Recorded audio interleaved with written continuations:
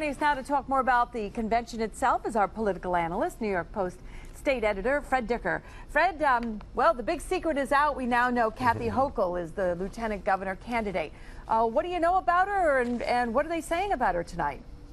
Well, it's a very interesting pick. A lot of people didn't think it would be Kathy Hochul. About 5 months ago, I had written in my column in the Post that she was an early candidate because even back then it was expected that Bob Duffy would be dumped. She's a former congresswoman. She lost an election from a community right outside of Buffalo. Her husband is the U.S. attorney out there. She herself was the county clerk in Erie County and was involved in some controversies. Two quick things. One, when she ran for Congress, she was endorsed strongly by the National Rifle Association. It's going to be interesting to hear what she has to say about the Governor's SAFE Act. Number two, you may recall when Eliot Spitzer proposed issuing driver's licenses to illegal aliens, there was a lot of resistance to it. Well, Kathy Hochul, as the Democratic Erie County clerk, said she wouldn't enforce that law. She opposed it.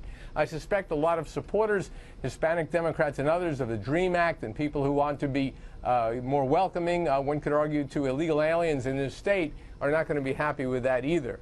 That said, the governor clearly wants to have a woman on a ticket, clearly wanted someone who would help him in Western New York, which he lost back in 2010 when Carl Palladino was the candidate. I thought after the Republican, Rob Astorino, had picked Chris Moss to be his running mate, an African-American, that the governor would go with a minority, African-American or Hispanic. I think that's why he announced David Paterson this morning as head of the Democratic Party. David Paterson, of course, being the first African-American governor, that the governor wanted to make a gesture to the minority community, or at least one of them, before announcing Kathy Hochul. Okay, well, let's talk about Paterson for a minute, because in some ways it's a more interesting choice for that role as the state party chair. What do you think of this, Fred? And you know, there has been some bad feeling between these two guys, and now Paterson is there sort of running things in the party. Basically, Cuomo pushed Paterson out. Paterson had ethics problems. He had personal problems as well that were very embarrassing. And frankly, the idea that a governor goes from being a governor to being the party chairman, that seems like a step down to me, not a step up.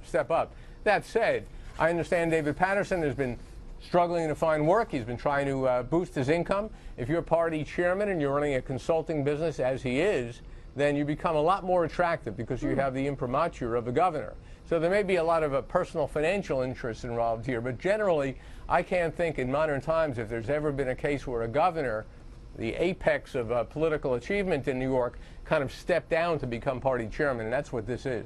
All right, and just lastly, there's a 29-point lead right now for Cuomo over Astorino, so Paterson would... I was going to say, that's misleading. I think that's still very early. The polls show that something like 75% of people still don't know who Astorino is. The governor has been slipping. He was down about 5 points in this poll. And very interesting, when asked about the governor's gun policies, which are obviously very controversial upstate, where about a year ago it was 52 in favor and about 39 opposed. Today in this poll, it was 42 in favor, 41 opposed. So there were some signs, and President Obama was only at 50% in this heavily Democratic state.